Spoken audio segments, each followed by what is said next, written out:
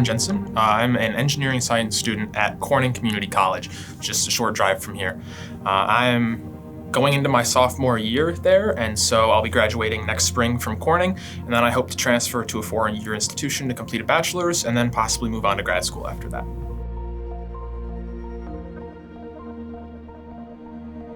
So I am a part of the SERCCS program, which stands for Summer Engineering Research for Community College Students. And I am working directly under Suchi Sarker and John Dobbins, who are both scientists over at CHESS. One of the most important things that we have to do at CHESS before we can even turn the beam on is we have to make sure that our samples are actually set up inside the beam properly. And oftentimes we're dealing with microscopic or close to microscopic samples, so doing this with human hands is actually pretty tedious and difficult.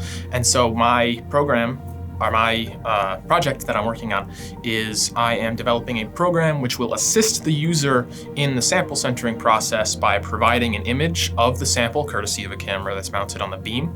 And then we can have the user pan, click, zoom, all that fun stuff in order to kind of manipulate the sample fully remotely. And so far, we have a program which can display the sample. It allows you to zoom, move around, everything is good.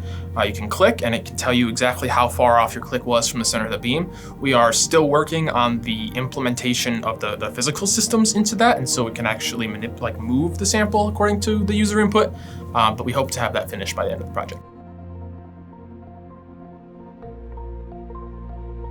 Well, the main thing is getting this system fully up and running so that users, whether they're remote or on-site, can interact with the sample through this system, and hopefully by eliminating the human aspect, or at least part of the human aspect involved in centering the samples, we can move samples through the hutch a lot faster and more efficiently and increase the speed that experiments can be done at the beamline.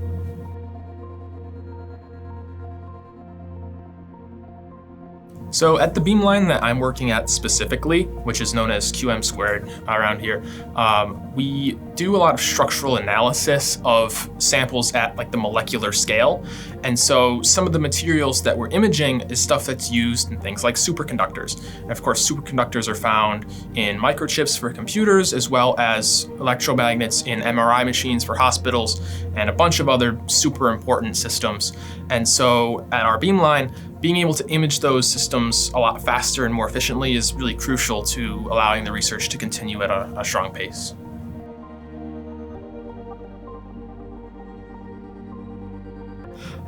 Well, it's been a really eye-opening experience and sort of a jarring experience as well at first. Inside the lab in Wilson and everywhere I go, I'm surrounded by these scientists that are, world leaders in their field, and engineers that have patents to their name and mountains of literature. And I'm just there hey, I did well in my Calculus 1 class last semester. Nice to meet you. So imposter syndrome aside and everything, it's really cool, being able to work alongside these people that are so accomplished and learning from them, learning the things that they do, and above all else, really seeing that being a science nerd doesn't have to end when school ends. You can do it for a living. So that's pretty cool.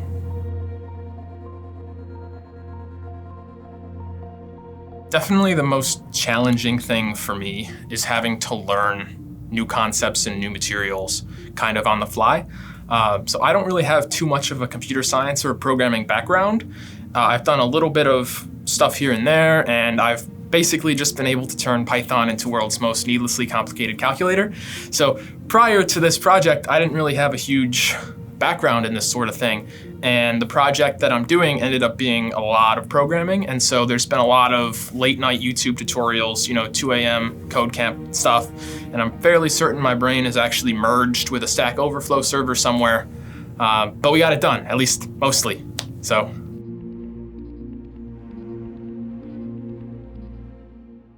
It's made me realize that research is a lot more dynamic than I think I had realized before. And we all have the image of a researcher as somebody that just sits around on a computer and makes spreadsheets all day.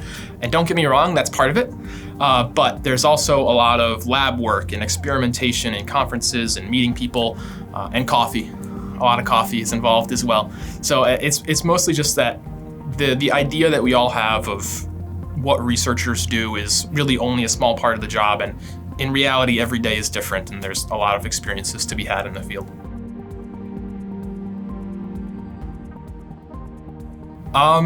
Start early on stuff. I guess that's kind of self-explanatory advice. Don't wait. Getting to know the material around the project that you're working on well in advance also is probably helpful. So I didn't really have much of a programming background, and I wasn't going to become a master programmer in a few weeks, obviously. But I maybe would reach out or talk to people that are familiar with the kind of work that's done, like in whatever field you're working in, and try to really prepare yourself with the material ahead of time.